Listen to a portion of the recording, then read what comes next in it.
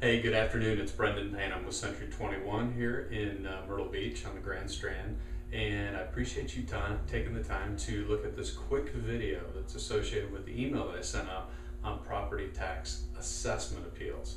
And this is typically the time of year where if you haven't already gotten your appeal or your assessment, then it's on its way, okay?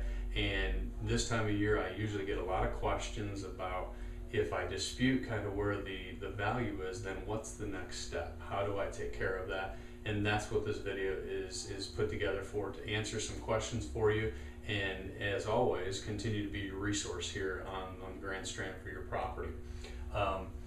Usually, you're going to fall into one of three categories when you open up your assessment and you look and see what the value is that the assessor's office placed on it this year. And depending on where you fall will depend on whether or not you even pursue an appeal on this. So you may actually get the assessment and pull it open and realize that the assessed value that they gave you is actually, in your mind, a little bit lower than what the fair market value is for your property. For instance, say that you own a property and they assess it $150,000.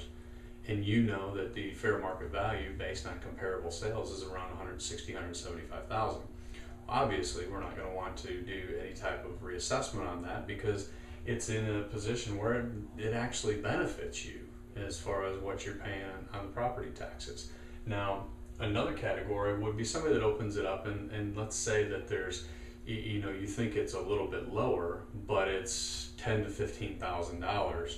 And when you look at it over the course of 12 months, if you appealed it and they went ahead and lowered that assessed value, it really probably wouldn't make that much of a difference in what your actual bill is on a yearly basis. And so you look at it and say, there's probably not anything right now at this point that I want to go through and challenge on it.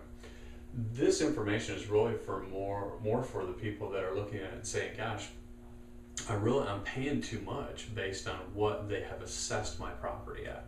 And any of those categories you may be in, but if you get to the point where you find out that you actually feel like you're paying too much based on the assessed value, that's when you want to take action and actually go through the appeals process. And that's where I come in order to help you out through that process.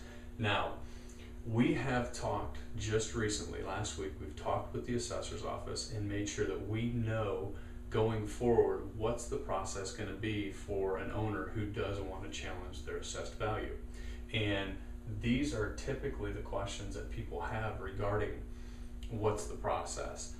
The first is people always are asking, does the current year matter? Did the sales matter? Does 2011 matter?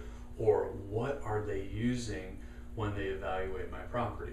Now, 2011 sales are not going to be relevant. In fact, right now, the assessor's office is only looking at closed sales from 2009.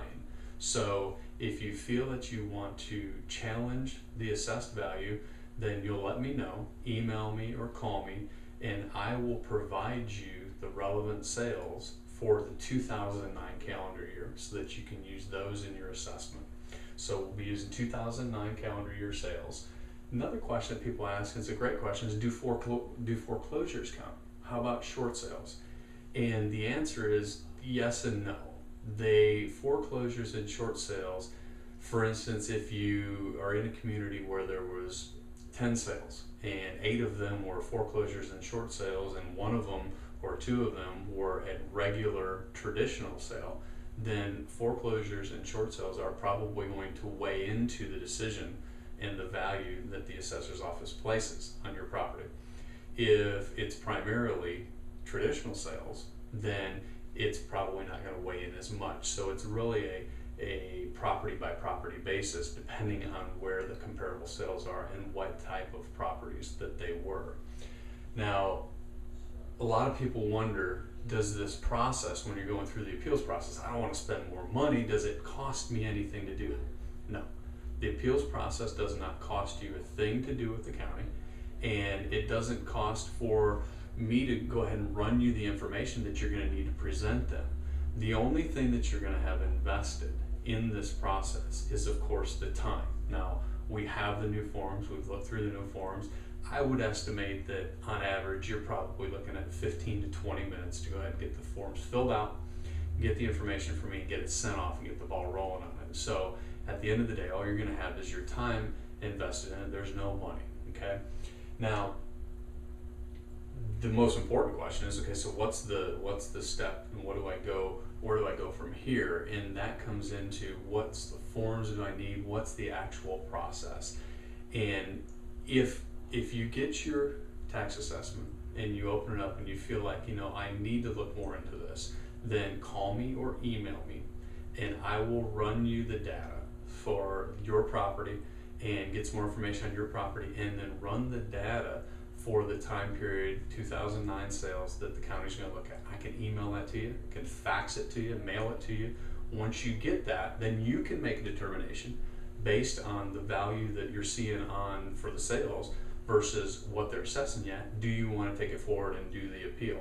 If you do that, I've got all the forms. I can email, fax, and mail those to you, and then you'll be on your way to get the process started. Now, the process is not a super quick one. It could take anywhere from 3 to 6 months, depending on how busy they are, how many that they get, and getting all the forms and everything to them quickly. Obviously, they'll be the first ones to actually go under the review, but it can take some time.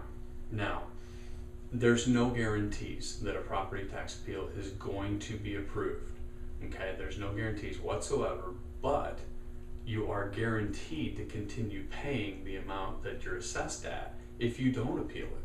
So the investment of the time, it depends on where you're at and what you feel about the value of whether or not it makes sense for you. But I'll be available to get you the information that you need and continue to be a resource for you here with anything that has to do with the real estate market here on the Grand Strand or your property specifically. I appreciate you taking the time, and again, email me, call me if you have any questions on this or anything else that I can help you with. I appreciate your time, and I look forward to talking with you soon.